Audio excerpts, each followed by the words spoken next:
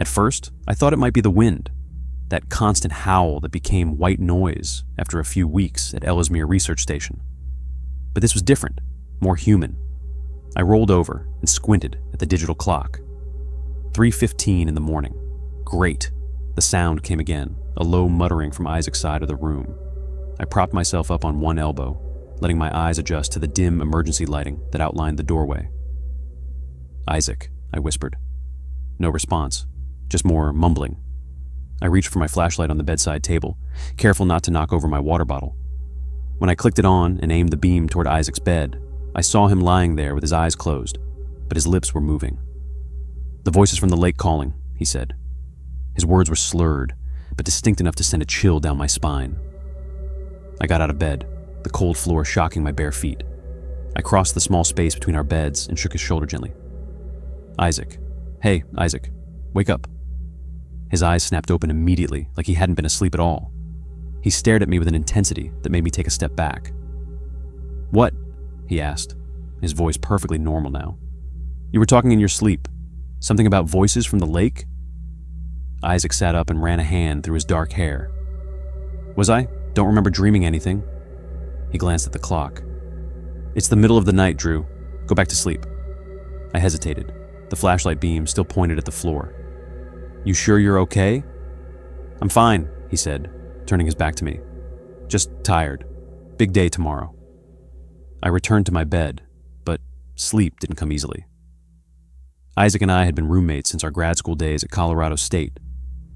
I knew his habits, his quirks. More importantly, we'd been best friends for over 20 years. He'd been best man at my wedding to Janet, godfather to my kids. I knew when something was wrong with him. This research contract was supposed to set us up financially, help pay for Tommy's college, maybe even let me take that promotion at the university when I got back. Janet was dealing with budget cuts that might affect her job security, and Tommy was a senior looking at expensive schools. We needed this to work out. At breakfast, something was off with the whole team. Dr. Cross kept checking her watch every few minutes, her food barely touched. Petrov sat at the head of the table, his usual commanding presence diminished by silence. He shoveled food into his mouth mechanically, not making eye contact with anyone. I tried to break the tension. "I've been analyzing the ice core samples from the Western Ridge. The carbon dating shows some interesting anomalies in the layers from about 200 years ago." Manning nodded politely, but his eyes kept drifting toward the window. Foster pushed her eggs around her plate without eating. Isaac stared into his coffee cup like it contained the secrets of the universe. "Anyone want to see the data?" I asked, reaching for my tablet. "Not now, Andrew," Petrov finally spoke, his Russian accent thicker than usual. "We all have our own research to focus on today." Dr. Cross checked her watch again. "I should get going. Need to calibrate the sonar equipment." "I thought we were doing that tomorrow," I said. She stood up abruptly. "Plans change. The weather window looks better today." One by one, they all made excuses and left the dining area until only Isaac and I remained. He hadn't touched his breakfast. "What's going on with everyone?" I asked him. Isaac shrugged. "Winter isolation gets to people differently. We've only been here 3 weeks. Some people adjust worse than others." He stood up. "I've got work to do." Later that morning, I was heading to the equipment shed when I spotted Isaac standing outside. He wasn't wearing proper gear, just a light jacket that wouldn't protect against the bitter cold. He was staring at the frozen lake that stretched out about half a mile from the station. I approached him, zipping my parka up to my chin. "You'll freeze out here without proper gear." He didn't seem startled by my presence. "It's beautiful, isn't it?" I followed his gaze. The lake was nothing special, just a flat expanse of white surrounded by more white. "I guess. What are you doing out here?" "Thinking about a new theory," he said, his breath forming clouds in the frigid air. "About what?" "The lake, why it stays frozen year-round." I frowned. "Because we're in the Arctic and the temperature rarely gets above freezing." Isaac shook his head slowly. "No, it's more than that. The composition is different. The freezing point is wrong." "Have you been taking samples?" I asked. "Not yet. Just observing for now." I stamped my feet to keep the blood flowing. "Well, observe from inside before you get frostbite. I need your help with the spectrometer calibration anyway." He reluctantly followed me back to the station, but his eyes stayed on the lake until we were inside. That afternoon, I stopped by our shared office space to grab some reference materials. Isaac's desk was a mess. Papers scattered everywhere, notebooks open to random pages, coffee cups creating rings on important documents. This wasn't the Isaac I knew from grad school, the guy who color-coded his notes and kept his desk so organized it made the rest of us look bad. I picked up one of his notebooks, curiosity getting the better of me. The pages were filled with his handwriting, but it lacked his usual precision. Equations were crossed out, margins filled with doodles of what looked like concentric circles. Some pages had just one word written over and over: lake. I flipped through more pages and found scattered notes about sound waves, water density, and something about resonance patterns in frozen water. None of it made much sense, not because it was beyond my understanding, but because it lacked any coherent structure or methodology. During our time at Colorado State, his dissertation had been a model of clarity and scientific rigor. This looked like the work of someone who couldn't focus for more than 5 minutes at a time. I put the notebook down when I heard footsteps approaching. Isaac appeared in the doorway, a thermos in his hand. "Finding what you need?" he asked, his tone neutral. "Just grabbing the Henderson paper on ice core analysis," I said, holding up the journal I'd come for. "Your notes look interesting." Isaac walked to his desk and closed the notebook I'd been looking at. "Just brainstorming, early stages." "Anything you want to talk through? 2 heads are better than 1, right?" "Not yet." He sat down and turned on his computer. "It's not ready to share." I lingered for a moment, trying to think of something else to say. Isaac had always been eager to discuss his research in the past. We'd spent countless nights in grad school bouncing ideas off each other, improving our work through collaboration. This secretive behavior was new and concerning. "Well, if you change your mind, you know where to find me," I said, finally. He nodded without looking up, already lost in whatever was on his screen. I left with my journal, wondering what had happened to my methodical, precise friend. I woke up early the next morning, ready to get some actual work done. The whole station had been feeling off lately, especially with Isaac acting so weird. I figured the best way to get my head straight was to focus on my research. After breakfast, I bundled up in my thermal layers and heavy Arctic parka. The temperature outside was brutal, probably around 30 below, but at least the wind had died down overnight. I gathered my equipment from the storage room and headed out toward my research site about half a mile from the station. The walk was peaceful. Just me, the crunch of snow under my boots, and the vast white landscape stretching in every direction. This was why I'd wanted to come to the Arctic in the first place. That sense of isolation and pristine wilderness that made you feel small, but somehow important at the same time. I spent the morning drilling and cataloging ice samples. Each core told a story about the climate from hundreds, sometimes thousands of years ago. The layers were like pages in Earth's diary, recording everything from volcanic eruptions to shifts in atmospheric composition. It was methodical work that required focus, which was exactly what I needed. Around midday, I stood up to stretch my back when something caught my eye. About 100 yards away, near the edge of the frozen lake, I spotted 2 figures. Even from this distance, I recognized Isaac's lanky frame and Dr. Cross's distinctive blue parka. They were hunched over what looked like drilling equipment, working intently on the ice. I raised my arm and waved, hoping to catch their attention. Neither of them waved back. Either they hadn't seen me, or they were deliberately ignoring me. Given how Isaac had been acting lately, I suspected the latter. I watched them for a few minutes. Their movement seemed urgent, almost frantic. Isaac kept looking around nervously while Dr. Cross operated some equipment I couldn't quite make out from my position. Whatever they were doing, it definitely wasn't part of our official research agenda. I considered walking over to see what they were up to, but something held me back. The way they were acting, secretive, isolated, made me uneasy. Instead, I turned back to my own work, but I couldn't focus anymore. My mind kept drifting to what Isaac and Dr. Cross might be doing at the lake. By the time dinner rolled around, I was curious and frustrated. The dining area was quiet, as usual, just the 6 of us sitting around the table with the constant hum of the heating system in the background. Petrov had prepared some kind of stew that smelled better than it tasted. I decided to try a direct approach. "So, Isaac, Dr. Cross, I saw you 2 out by the lake today. Find anything interesting?" Dr. Cross's spoon paused halfway to her mouth. She set it down carefully. "Oh, just routine samples. Nothing special." Then she immediately changed the subject. "Manning, how's that weather model coming along? Any changes in the forecast? Manning looked up from his food, seeming surprised to be addressed. No. Same as yesterday. Clear skies for the next 3 days, then possibly some light snow. I glanced at Isaac, who hadn't answered my question. He wasn't even looking at Dr. Cross or Manning. Instead, his eyes were fixed on my plate, staring at my food with an intensity that made me uncomfortable. He didn't blink, didn't speak, just stared. Isaac, I tried again. You okay? He slowly lifted his gaze to meet mine. Fine, he said flatly, then went back to eating. The rest of dinner passed in awkward silence. Foster tried to start a conversation about supply schedules, but it quickly died. One by one, everyone finished eating and left until I was alone in the dining area. I decided to check the research database. Every project at the station was supposed to be documented there. Methodology, findings, raw data, everything. If Isaac and Dr. Cross were conducting legitimate research, there should be records. I logged into the system and searched for recent entries.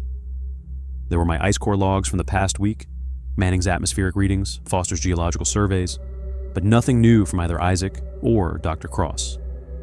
Their last entries were from over a week ago, basic stuff about ice thickness and water samples. Nothing that explained what they were doing today. This wasn't just unusual, it was against protocol. All research had to be documented, especially anything involving drilling into the ice. Safety reasons, if nothing else. I shut down the computer and headed back to my room. Isaac wasn't there yet, which gave me time to think. Something was definitely off with him and Dr. Cross. The secrecy, the strange behavior, the lack of documentation, none of it made sense. Unless they were conducting unauthorized research. I made up my mind then. Tomorrow I'd find out what they were really doing at the lake. I set my alarm for 5:30 in the morning, earlier than Isaac usually got up. Then I pretended to be asleep when he finally came in around midnight. He moved quietly around the room, but I could hear him gathering things from his desk drawer. Eventually, he went to bed, and soon his breathing became deep and regular. When my alarm vibrated under my pillow the next morning, I silenced it immediately and lay still, listening. Isaac was still asleep. I waited, watching through barely open eyes as the room gradually lightened with the Arctic dawn. At 6:15, Isaac's alarm went off. He shut it off quickly and glanced over at my bed. I kept my breathing deep and regular, feigning sleep. Apparently convinced, Isaac got up and dressed silently, gathering a small backpack before slipping out of the room. I waited 30 seconds, then jumped up and threw on my clothes as fast as I could. I grabbed my parka and boots, not bothering to lace them properly, and hurried after him. The hallway was empty. I moved quietly toward the main exit, then stopped when I heard voices coming from the equipment shed. Pressing myself against the wall, I edged closer to the door and peered through the small window. Isaac was inside with Dr. Cross.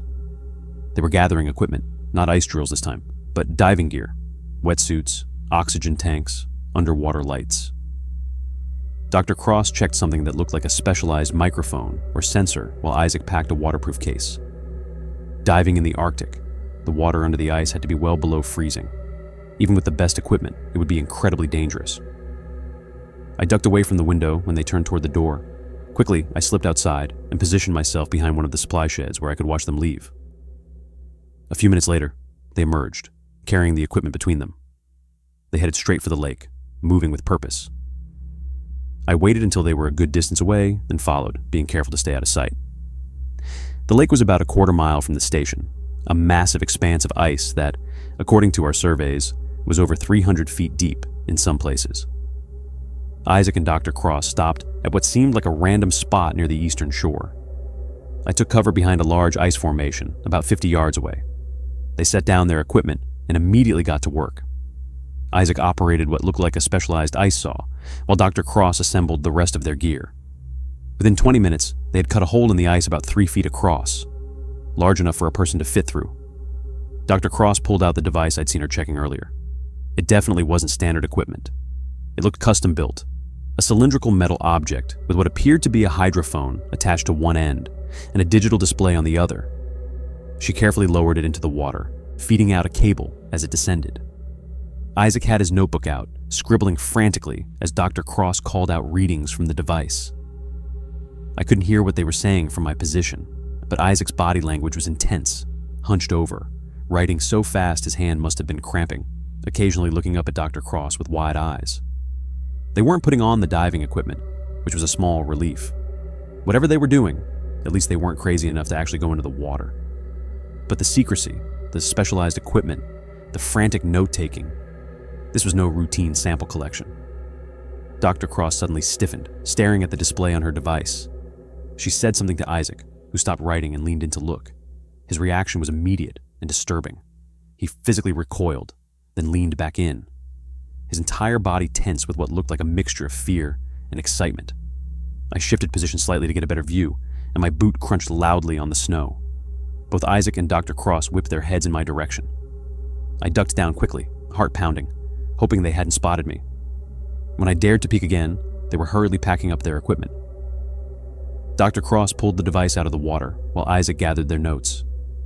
They left the hole in the ice uncovered, another protocol violation, and headed back toward the station at a much faster pace than they'd arrived. I stayed hidden until they were well out of sight, then approached the hole they'd made. The water looked black against the white ice, impossibly dark and still. What had they seen down there that caused such a reaction? What were they measuring? And why all the secrecy?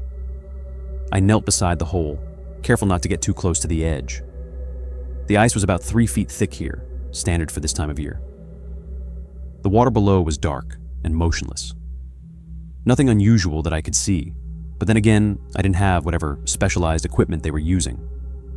I stood up and looked around. The vast white landscape suddenly felt different, less pristine, more threatening.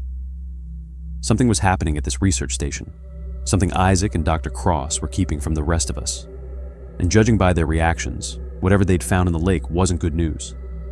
I needed to find out more, but I also needed to be careful. If they caught me snooping, I'd lose any chance of discovering what was really going on. I took one last look at the dark water before heading back to the station, my mind racing with questions and a growing sense of unease. That night, I couldn't sleep after what I had seen at the lake. Isaac and Dr. Cross were clearly up to something, and whatever that device was they'd lowered into the water had them both spooked. I needed answers. I waited until Isaac came back to our shared room that evening. He was sorting through some papers, his back to me when I decided to confront him. "So, you want to tell me what you and Helena are doing at the lake?" I asked, trying to keep my voice casual. Isaac froze for a second before continuing to shuffle his papers. "Just some routine samples," he said, without turning around. "Routine samples that require diving equipment and some kind of specialized sensor?" I pressed. "Come on, Isaac. We've known each other since grad school. What's going on?" He finally turned to face me, and I was struck by how tired he looked. Dark circles hung under his eyes, and his normally neat appearance had given way to rumpled clothes and unwashed hair.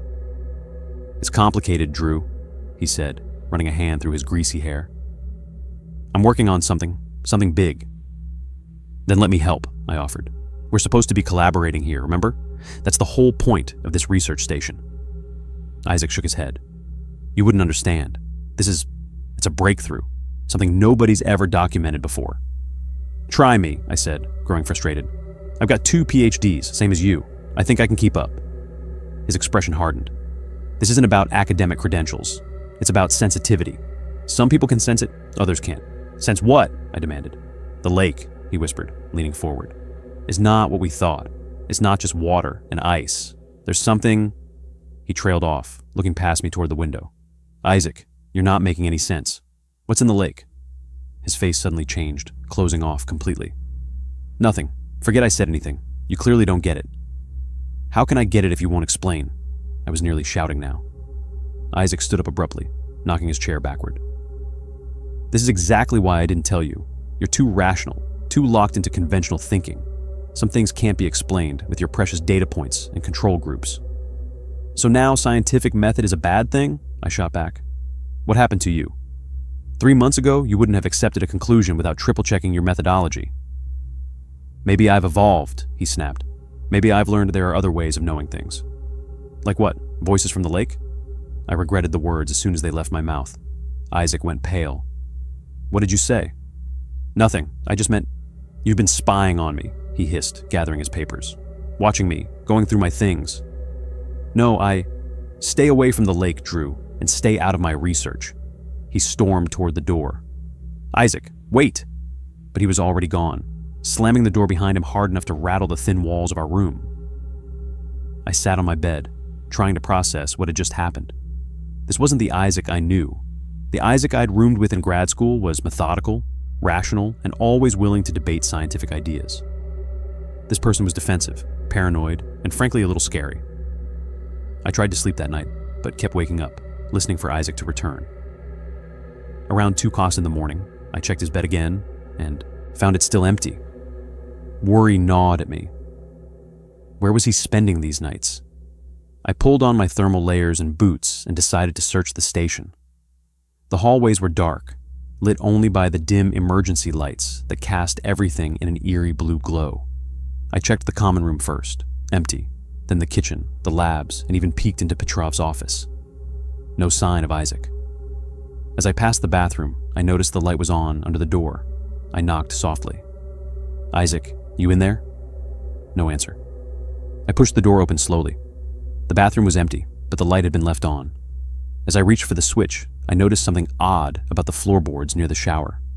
One of them seemed slightly raised at the corner. I knelt down and pressed on it. The board moved easily, revealing a small space underneath. Inside was a leather-bound journal I recognized immediately as Isaac's research diary. He'd kept one since our days at university. I hesitated. This was a major invasion of privacy. But if Isaac was in trouble, or if he was causing trouble, I needed to know. I pulled out the journal and opened it. The first few pages contained normal research notes, temperature readings, ice core analysis, the kind of thing we were all here to study.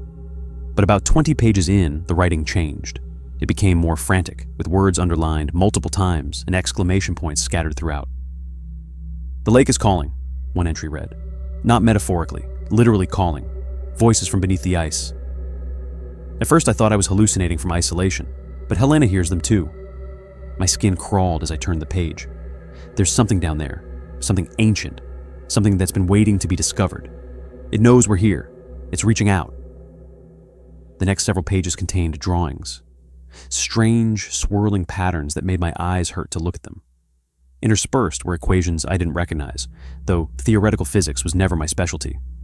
The most recent entry, dated just 2 days ago, was the most disturbing. "The voices are getting stronger. They want us to come to the lake. They say they've been alone for so long. They need us. I don't know if I'm losing my mind, but I need to know what's down there. We're going to lower the acoustic array tomorrow. If we can record the voices, maybe others will believe us." I quickly pulled out my phone and started photographing the pages. My hands were shaking so badly, I had to take some shots twice to get them clear. When I finished, I carefully replaced the journal exactly as I'd found it and pushed the floorboard back into place. Back in our room, I couldn't sleep. I kept thinking about what I'd read. Was Isaac having some kind of mental breakdown? Was it contagious somehow if Helena was experiencing the same thing? Or was there really something in that lake? The next morning, Isaac was already gone when I woke up. I showered and dressed quickly, then headed to breakfast. The common room was unusually quiet. Manning sat at one end of the table, staring into his coffee cup. Foster was picking at her oatmeal without actually eating any. Isaac sat beside Helena, both of them whispering too quietly for me to hear. When I entered, Isaac looked up sharply. His eyes followed me as I got my coffee and toast. Every time I glanced his way, he was watching me, his expression unreadable. "Morning," I said to the room in general. Manning grunted in response. Foster gave me a weak smile. Isaac and Helena just stared. "Weather report says we might get a storm later," I tried again, desperate for some normal conversation. Manning mumbled, not looking up from his coffee. The silence was suffocating. I ate quickly, uncomfortable under Isaac's constant gaze. He kept leaning over to whisper something to Helena. Then both would look my way. Were they talking about me? Did they somehow know I'd found the journal? Petrov entered the room, his large frame filling the doorway. "Team meeting in 10 minutes, he announced. "Conference room." At least a meeting would break this awful tension. I finished my breakfast and headed to the conference room, taking my usual seat near the whiteboard. One by one, the others filed in. Isaac chose a seat as far from me as possible. Petrov stood at the head of the table, reviewing the week's research goals. I tried to focus, but I kept noticing odd behaviors around me. Manning's leg bounced nervously under the table. Foster kept looking toward the window, though there was nothing to see but darkness and snow. Isaac repeatedly checked his watch, then glanced at Helena, who nodded slightly each time. When Petrov asked for progress reports, I described my ice core findings in detail, emphasizing the importance of our standardized documentation protocols. Speaking of protocols, I said, seeing an opening, I've noticed some research activities aren't being logged in the central database. We're supposed to document all field work, especially anything involving specialized equipment. I was looking directly at Isaac and Helena as I said this. Isaac's face flushed red. Petrov cleared his throat. I think we can all work however works best for each researcher, he said dismissively. The important thing is results, not paperwork. I stared at him in disbelief. Petrov had always been a stickler for protocol. Just last month, he'd lectured Manning for 30 minutes about proper sample labeling. But the whole point of the database is so we can coordinate our findings, I argued. If people are conducting experiments without documentation, it's fine, Andrew. Petrov cut me off sharply. Let's move on. The rest of the meeting passed in a blur. I couldn't focus on anything except the growing certainty that something was very wrong at Ellesmere Station. It wasn't just Isaac and Helena anymore. Petrov was covering for them, and based on their distracted behavior, Manning and Foster might be involved too. What had Isaac written? The voices are getting stronger. Were they all hearing these voices now? As we filed out after the meeting, I caught Isaac watching me again. This time there was something new in his expression. Fear. Not of me, I realized, but for me, as if he knew something terrible was coming my way. I headed back to our room, my mind racing. I needed to review those journal photos again, see if there was anything I'd missed. And then I needed to figure out what the hell was in that lake. I waited until Wednesday afternoon to make my move. That was when everyone would be busy with the weekly equipment maintenance checks, a 4-hour process that kept the whole team occupied in different parts of the station. Perfect timing for me to slip away unnoticed. I've been thinking about the lake non-stop since seeing Isaac and Helena out there. Whatever they found had changed them both, and I needed to know what it was. The not knowing was driving me crazy. I grabbed my backpack from under my bed and packed it with ice sampling tools. Nothing suspicious, just the standard equipment any of us might take out for routine work. I added a waterproof camera I'd borrowed from the shared equipment locker. If there was something down there, I wanted proof. The temperature outside hit me like a wall, somewhere around 30 below with a wind that cut straight through my layers. I pulled my hood tighter and trudged toward the lake, following the packed-down path that Isaac and Helena had been using. The snow crunched under my boots, each step sounding impossibly loud in the Arctic silence. It took me about 15 minutes to reach the spot where I'd seen them working. The hole they'd cut had frozen over, but I could still see the outline where the ice was thinner. Perfect. That would save me some time. I set down my pack and pulled out the ice auger. The drill bit caught immediately, and I leaned into it, working it down through the ice. My breath came out in thick white clouds as I worked. After a few minutes of drilling, water started seeping up around the edges. I was through. The hole was about 8 inches across, just wide enough for the camera. I pulled it out of my pack, checked that it was recording, and attached it to the cable. The small screen on the handheld monitor flickered to life, showing nothing but the edge of the ice hole. "Here goes nothing," I muttered, lowering the camera into the dark water. The monitor showed nothing but murky darkness at first. I kept feeding out the cable, watching the depth counter tick upward. 10 feet, 20 feet, 30 feet. The lake was deeper than I'd expected. At around 40 feet, I stopped lowering the camera and just watched the screen. The water was clearer down there, but still dark. I could make out some rocks on the bottom, maybe some sediment, nothing unusual. I was about to pull it back up when something moved across the frame. My heart jumped into my throat. I leaned closer to the small screen, squinting. What the hell was that? It had been big. Way too big to be a fish. There shouldn't be anything living in this lake at all, especially nothing that size. I waited, barely breathing, for whatever it was to come back into view. The seconds ticked by. Nothing. Then it happened again. A massive dark shape moved across the frame, this time slower. It wasn't just big, it was enormous. And it wasn't natural. The edges were too straight, too regular. It looked almost constructed. My hands started shaking so badly, I nearly dropped the monitor. I yanked on the cable, pulling the camera up as fast as I could. Whatever was down there, I didn't want to see any more of it. Not like this. Not alone. I packed everything up in record time, my fingers clumsy with cold and fear. The whole way back to the station, I kept looking over my shoulder, half expecting to see something following me across the ice. Nothing did, but that didn't make me feel any better. Back at the station, I locked myself in the small media lab and connected the camera to one of the computers. The footage was even worse on the bigger screen, grainy and dark. I could definitely see something moving, something massive, but I couldn't make out what it was. The shape was blurry, indistinct. It could have been anything. Equipment Isaac and Helena had left down there, some kind of natural formation or something else entirely.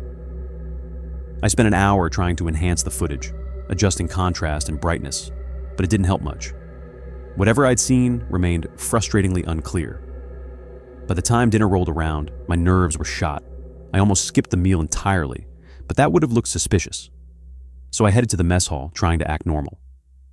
The moment I walked in, I knew something was wrong. The conversation stopped. 5 pairs of eyes turned toward me, and none of them looked friendly. "Hey," I said, trying to sound casual as I grabbed a tray. "How'd the maintenance checks go?" No one answered. I filled my plate with the pasta Petrov had made and sat down at the table. The silence was suffocating. Finally, Isaac spoke up. "Why'd you go to the lake today, Drew?" His voice had that same strange edge I've been hearing more and more lately. My stomach dropped. How did he know? I've been careful. Made sure everyone was busy. "Just collecting some samples," I said, twirling pasta around my fork without eating it, for my research on ice formation patterns. "Funny," Isaac said, not sounding amused at all. "That's not what your research is about." "I'm expanding my focus," I said, meeting his gaze. "Thought it might be interesting to compare lake ice with glacial samples." Helena was staring at me, her fork suspended halfway to her mouth. "Did you find anything unusual?" "No," I lied. "Just ice and water. What would be unusual about that?" The tension in the room was thick enough to cut with a knife. Manning and Foster exchanged glances. Petrov just kept eating, his eyes never leaving his plate. After dinner, I decided to try calling headquarters. Something was seriously wrong here, and I needed outside help. I headed to the communications room, but when I got there, I found the equipment in pieces. The satellite phone was dismantled, wires hanging loose. The radio was similarly gutted. Even the backup systems were offline. "Weather damage," Petrov said from behind me, making me jump. I hadn't heard him approach. "Storm last night knocked everything out. I'm working on repairs, but it might take a few days." I nodded, trying not to let my face show what I was thinking. There hadn't been a storm last night. The weather had been clear. I checked the logs that morning out of habit. "Need any help?" I asked, moving closer to examine the damage. "No," Petrov said quickly, stepping between me and the equipment. "I've got it under control." I pretended to accept this and turned to leave, but not before I noticed something that made my blood run cold. The wires hadn't been torn or damaged by weather. They had been cut. Clean, straight cuts that could only have been made with wire cutters. "Let me know when it's back up," I said over my shoulder. "I need to send some research data back to the university." Petrov didn't respond, and I didn't look back. I walked calmly down the hallway until I was out of sight, then practically ran to my room. I needed to think.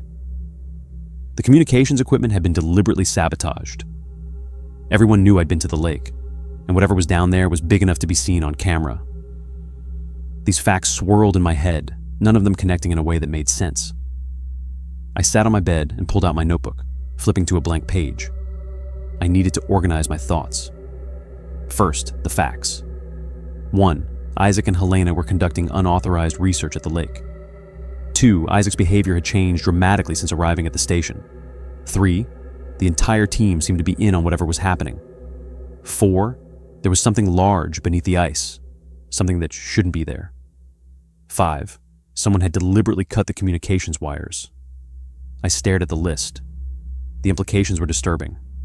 Either the entire team had collectively lost their minds, or they were hiding something massive from me and from headquarters. I flipped back through my notes from the past few weeks, looking for anything I might have missed.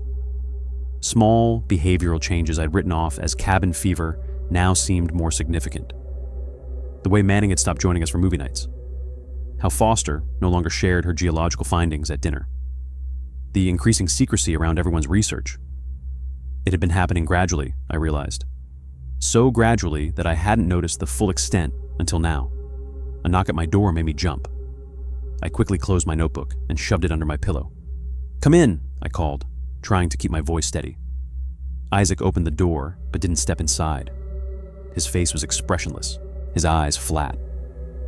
"Team meeting in 5 minutes," he said. "Petrov wants everyone in the conference room." "What's it about?" I asked. Isaac stared at me for a long moment. "Changes to the research priorities," he finally said. "Don't be late." He closed the door, and I heard his footsteps retreating down the hall. I sat there, heart pounding. A team meeting at 9:30 at night wasn't normal. Nothing about this situation was normal. I reached under my bed and pulled out the small emergency kit I always kept packed, a habit from previous expeditions. Inside was a satellite phone, smaller and less powerful than the station's main unit, but functional. I'd never needed to use it before, but I was glad I had it now. I turned it on, waiting for it to connect to the satellite network. Nothing happened. The screen remained dark. I tried again, holding down the power button longer this time. Still nothing. When I opened the back, I found the battery compartment empty. The battery was gone. Someone had been in my room. Someone had found my emergency kit and disabled my backup communications device. I was completely cut off. I put the useless phone back in the kit and slid it under the bed. Then I took a deep breath, straightened my clothes, and headed for the conference room. Whatever was happening, I needed to play along until I figured out my next move. As I walked down the hallway, I couldn't shake the image of that massive shape moving beneath the ice. What had I seen down there? And more importantly, what had it done to my colleagues? The conference room door was closed when I arrived. I paused outside, listening. No voices came from within. I took another deep breath and turned the handle. 5 faces turned toward me as I entered. They were seated around the table, waiting. No one was speaking. No papers were out. No laptops were open. They were just sitting there. "Sorry if I'm late," I said, taking the only empty chair. I was finishing up some notes. Petrov nodded once, his expression unreadable. "Now that we're all here," he said, "we need to discuss the lake." I tried to keep my face neutral. "What about it?" "You've seen something," Helena said. It wasn't a question. "We know you have." "I don't know what you're talking about." Isaac leaned forward. "The camera footage, Drew. We know you lowered a camera into the lake today." My blood turned to ice. "How could you possibly—" "We've been monitoring the equipment," Manning said, speaking for the first time in days. "Every piece that leaves the storage room is tracked." "The question is," Foster added, "what did you see down there?" I looked around the table at their faces. These were people I'd known for months, some for years. Isaac had been my best friend since college, but there was something different about them now, something cold and distant in their eyes. "Nothing," I said. "Just water and sediment." "Liar," Petrov said calmly. "We can see it in your face. You saw it, didn't you?" "The structure." "What structure?" Helena smiled, but it didn't reach her eyes. "The city, Drew. The ancient city beneath the ice. You saw it, and now you're afraid." "You're all insane," I said, pushing my chair back from the table. "There's no city under the ice. There's nothing down there but what?" Isaac asked. "What did you see moving in the depths? What made you pull that camera up so fast?" I stood up, my heart hammering. "I'm calling for evacuation. All of you need psychiatric evaluation." "With what?" Manning asked, and his smile was as cold as Helena's. "The communications equipment that no longer works? The emergency phone that's mysteriously vanished?" "We've been thorough, Drew," Petrov said. "Very thorough." I backed toward the door. "Someone will come looking when we miss our scheduled check-in." "Not for another 2 weeks," Helena said. "And by then you'll understand. You'll want to understand." I turned and ran from the room, their laughter following me down the hallway. It echoed strangely, as if it were coming from the walls themselves rather than from their throats. I burst through the main exit and into the Arctic night. The cold was shocking, but adrenaline kept me moving. I had my emergency supplies, enough food for 3 days if I rationed carefully, and I knew the route to the secondary research hut 12 miles away. As I trudged through the snow, constantly looking back toward the station, I realized the true horror of my situation. I wasn't just running from my colleagues. I was running from something that had taken them over completely, something that wanted me to join them. I'd made it about 3 miles from the station when the real nightmare began. The wind had picked up, driving ice crystals like needles against my exposed skin. But that wasn't what made me stop in my tracks. It was the sound. At first I thought it was just the wind howling across the ice. But as I stood there, listening, I realized it was coming from beneath my feet. A low, thrumming vibration that seemed to pulse in rhythm with my heartbeat. Then I heard my name. Drew. The voice was muffled, distant, but unmistakably clear. It seemed to be rising from the frozen ground itself. Drew, come back to us. I started running, my heavy boots slipping on the ice. Behind me I could hear more voices joining the first. Isaac's voice, Helena's, Manning's. All calling my name, all rising from the ice beneath my feet, as if the entire frozen landscape had become some kind of enormous speaker. You can't run from this, Drew, Isaac's voice called out, seeming to come from everywhere and nowhere at once. We're connected to it now, all of us. It spans the entire region, every frozen lake, every ice sheet. You're running on its surface. I stumbled, caught myself, kept running. The voices followed me, growing louder, more insistent. They weren't just calling my name now, they were having conversations, discussing me as if I weren't there. He's resistant, Helena's voice observed. The neural pathways aren't responding normally. Perhaps a different approach, Manning suggested. Show him what he's missing instead of what he's running from. The temperature around me suddenly spiked. Not warm exactly, but the bitter cold receded enough for me to feel my fingers again. The ice beneath my feet began to glow with a soft, blue-green light that pulsed in waves, moving outward from my position like ripples in a pond. And then I saw them, figures moving beneath the ice, keeping pace with me as I ran. Pale, elongated shapes that flowed more than walked. They weren't human, but they weren't entirely alien either. There was something almost beautiful about the way they moved, graceful and purposeful. Look, Drew, Isaac's voice whispered, seeming to come from directly beside my ear. Look and understand, we're not gone. We're more than we ever were. One of the figures beneath the ice raised what might have been a hand. The ice above it began to crack, water seeping up through the fissures. I veered away, but the cracks followed me, spreading outward like a spider web. You're afraid, Helena's voice said, and now she sounded sad rather than threatening. But there's nothing to fear. The transition is beautiful, peaceful, like falling asleep and waking up as something greater. I've seen my wife, Manning's voice added. My children. They're waiting for me in a place beyond the ice, beyond the cold, beyond all the petty struggles of human existence. I forced myself to stop listening, to focus on putting one foot in front of the other. The secondary research hut was still 9 miles away. I had to make it, had to get a message out somehow. But the voices were inside my head now, no longer coming from the ice. They were warm, comforting, promising relief from the cold and fear and exhaustion. Just stop running, Drew, Isaac pleaded. Come back to the station. Let us show you what we've learned, what we've become. The children miss their father, Manning added, and his words hit me like a physical blow. Tommy and Sarah, they're worried about you. They want you to come home. I stumbled, falling hard on the ice. The cold bit through my gloves as I pushed myself back up. How did they know about my kids? How were they? We know because it knows, Helena explained, as if she'd read my thoughts. It's been calling to you for weeks now, Drew. Every time you stare at that lake, every time you dream, it's been learning about you, about what you love, what you fear, what you need, Isaac added. The voices went silent then, leaving me alone with the howling wind and my own ragged breathing. I checked my compass, adjusted my course, and kept moving toward the hut. But in the sudden quiet, I could feel something else building. A presence, vast and patient and utterly alien, turning its attention toward me like the beam of some enormous searchlight. And for the first time since this nightmare began, I understood why my colleagues had stopped running. The thing beneath the ice wasn't just calling to them, it was calling home. I don't remember the final miles to the secondary research hut. Exhaustion and hypothermia blurred everything into a nightmare of stumbling steps and whispered voices. When I finally saw the small structure ahead, I wasn't even sure it was real. The door was unlocked, thank God.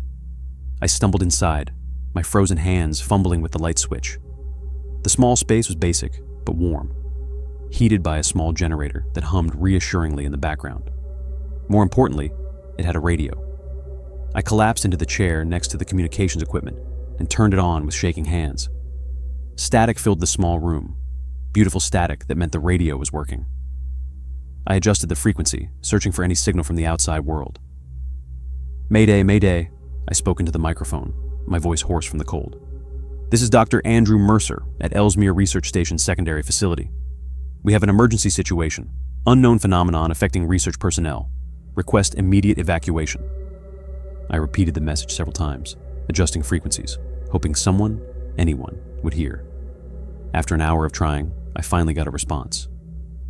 "Dr. Mercer, this is Iqaluit Search and Rescue. We copy your distress signal. What's the nature of your emergency?" Relief flooded through me. "The research team has been compromised.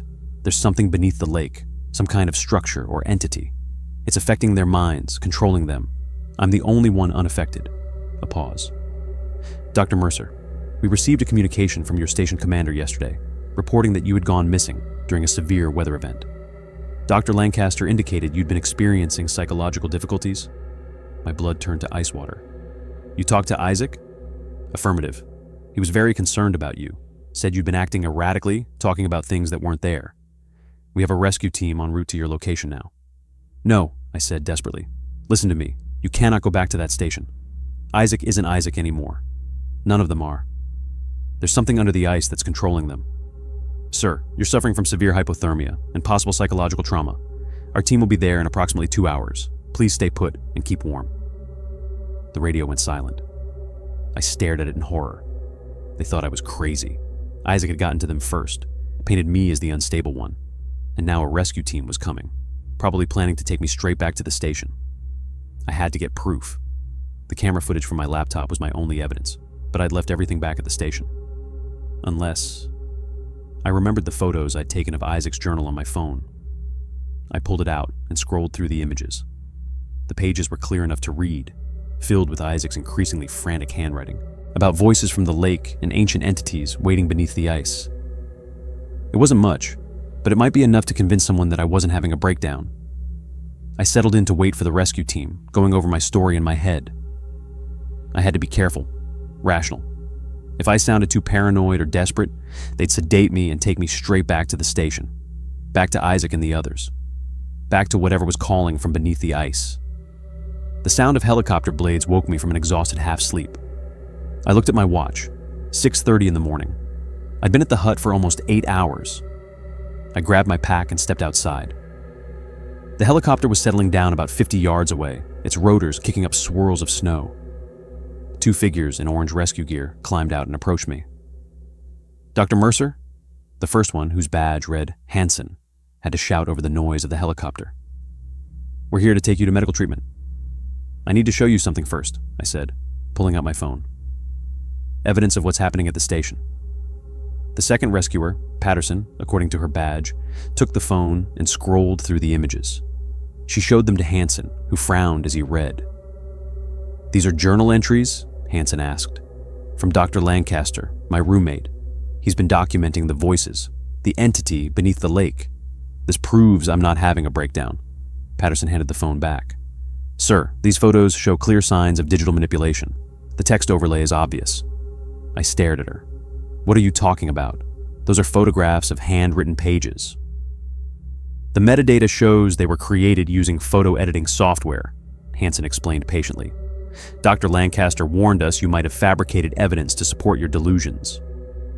"That's impossible. I took these photos with my phone directly from his journal." "Sir," Patterson said gently, "you've been through severe trauma. Hypothermia can cause hallucinations, memory problems. The important thing is getting you medical attention." They'd altered the photos somehow, made them look fake, just like they'd gotten to the rescue team before I could.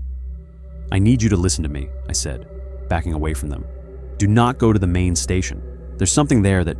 "Dr. Mercer," Hansen said firmly, You need to come with us now. Dr. Lancaster and your team are very worried about you." "They're not my team anymore," I said desperately. "They've been taken over by something from beneath the ice. If you go there, it'll get you too." Patterson raised a sedative injector. "This will help you relax." I turned and ran, but I didn't get far. The cold and exhaustion had taken too much out of me. They caught up easily, and I felt the sting of the needle in my arm. As consciousness faded, I heard Hansen on his radio. "Base, this is Rescue Team Alpha. We have Dr. Mercer. Subject shows signs of severe hypothermic psychosis. Recommend immediate psychiatric evaluation." The last thing I saw before everything went black was the helicopter lifting off, carrying me back toward the main station, back toward Isaac and the others. I woke up to the smell of antiseptic and the soft beeping of medical equipment. My body felt heavy, like I was wrapped in wet concrete. The ceiling above me was familiar, the off-white panels of the station's medical bay. I tried to move, but my limbs wouldn't cooperate. "Easy there," a voice said beside me. "You need to stay still." I turned my head slightly, wincing at the effort.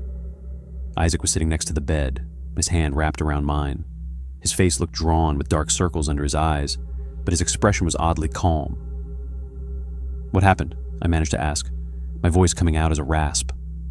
My throat felt raw, like I'd swallowed sandpaper. "You fell through the ice," Isaac said, his voice flat. "Manning pulled you out. You've been unconscious for almost 20 hours. The memories came flooding back. The escape from the station, the voices calling my name from beneath the ice, the figures moving under the surface. I remembered the rescue team, the sedation, the helicopter ride. "The rescue team," I said, trying to sit up. "Where are they?"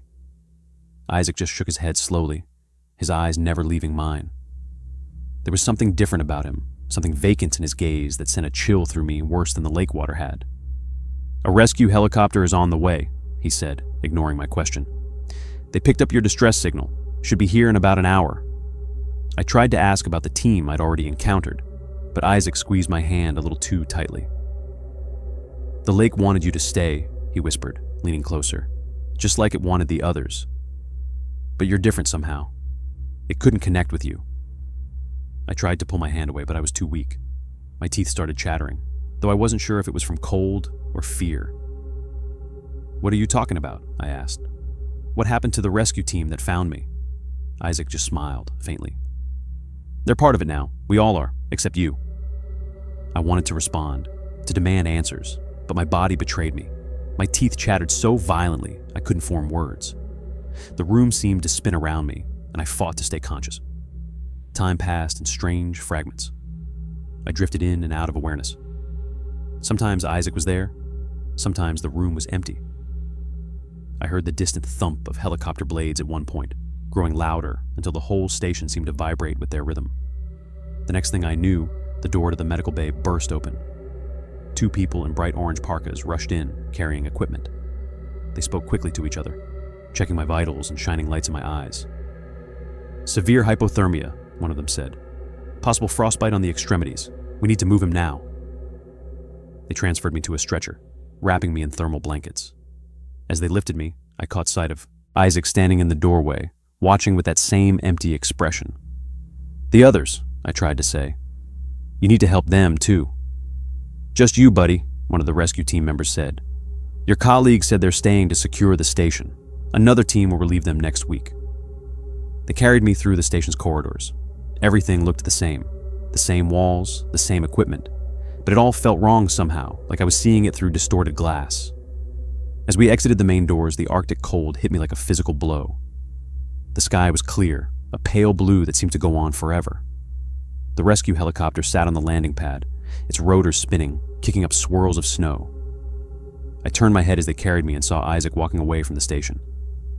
He wasn't heading toward the helicopter. Instead, he was walking toward the lake, his figure growing smaller against the vast white landscape. He wasn't alone. Standing at the water's edge were Helena, Manning, Foster, and Petrov. They were perfectly still, like statues, all staring into the ice. None of them were dressed for the extreme cold, but they didn't seem affected by it. "Wait," I said, my voice barely audible over the helicopter's noise. "Look at them. Something's wrong." The medic beside me glanced in the direction I was pointing, then back at me. "Your colleagues are fine," he said. "They're just seeing us off. You're delirious from the hypothermia." "No," I insisted, trying to sit up on the stretcher. "You don't understand. There's something in the lake. It's affecting them." The medics exchanged a look I recognized all too well, the look people give when they think someone's lost their mind. "Let's get him on board," the first medic said to the other. "He needs to get to a proper medical facility, ASAP." They loaded me into the helicopter, securing the stretcher to the floor. One of them attached an IV to my arm while the other spoke into a radio, confirming we were ready for takeoff. I fumbled weakly at my pocket, relief washing over me when my fingers closed around the small USB drive for my camera. I'd forgotten I had it on me when I fell into the lake. By some miracle, the waterproof case had protected it. The footage was still there, proof of what lurked beneath the ice. The helicopter lifted off, the station growing smaller below us. I could still see the 5 figures by the lake, unmoving despite the snow and wind whipping around them. They were just dark specks now. But I knew they were still staring into the water, listening to whatever voices called to them from below. As the station vanished from view, replaced by the endless white expanse of the Arctic, I clutched the USB drive tighter. I had to convince someone about what happened at Ellesmere Research Station before it was too late. Before whatever was in that lake spread beyond its frozen prison.